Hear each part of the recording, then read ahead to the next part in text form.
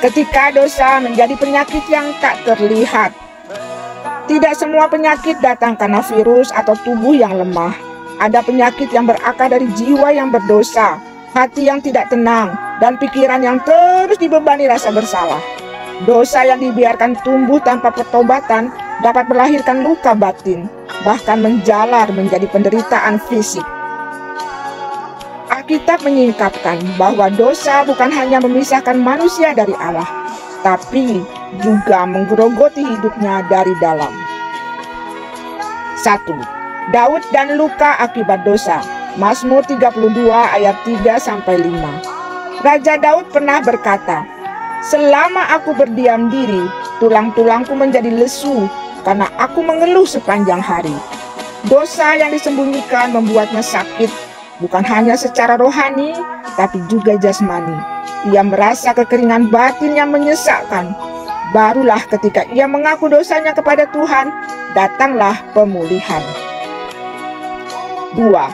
Penyakit karena keangkuhan Raja Uzia. 2 Tawarikh 26 ayat 16-21. Uzia awalnya raja yang diberkati. Namun ketika hatinya meninggi, ia berani melanggar kekudusan bait Allah. Kesombongan itu membuat Tuhan menghukumnya dengan penyakit kusta yang dideritanya sampai mati. Sebuah pelajaran bahwa kesombongan rohani bisa membawa kutuk dalam tubuh. 3. Ananias dan Safira. Dosa yang menghentikan nafas.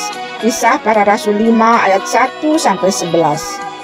Mereka berdua sepakat untuk menipu Roh Kudus. Dosa kebohongan itu membuat mereka mati seketika. Tidak semua dosa mendatangkan kematian langsung, tetapi peristiwa ini mengingatkan bahwa dosa bisa mematikan hati nurani dan roh hidup dalam diri seseorang. 4. Sakit yang berakar dari kebencian dan iri hati. Amsal 14 ayat 30. Perasaan hati yang tenang menyegarkan tubuh, tetapi iri hati membusukkan tulang. Kebencian, iri, dan dendam adalah penyakit batin yang pelan-pelan menghancurkan tubuh. Alkitab menegaskan bahwa ketenangan hati adalah obat, tetapi dosa hati menjadi racun. 5. Pengampunan membawa kesembuhan. Markus 2 ayat 1-12. Ketika Yesus menyembuhkan orang lumpuh, hal pertama yang ia katakan bukanlah "bangun dan berjalanlah", melainkan "Hai anakku, dosamu sudah diampuni." Kesembuhan sejati sering dimulai dari pengampunan dosa, bukan dari pengobatan fisik semata. 6. Dosa yang disembunyikan memperburuk luka. Banyak orang berusaha menutupi dosanya dengan aktivitas rohani, seolah itu cukup untuk menenangkan hati. Padahal, selama dosa tidak diakui, jiwa tetap gelisah dan tubuh ikut lemah. Tuhan lebih ingin hati yang hancur dan jujur daripada kesalehan yang penuh kepura-puraan. 7. Pertobatan adalah obat paling ampuh. Tidak ada obat yang lebih mujarab bagi jiwa selain pertobatan yang sungguh-sungguh.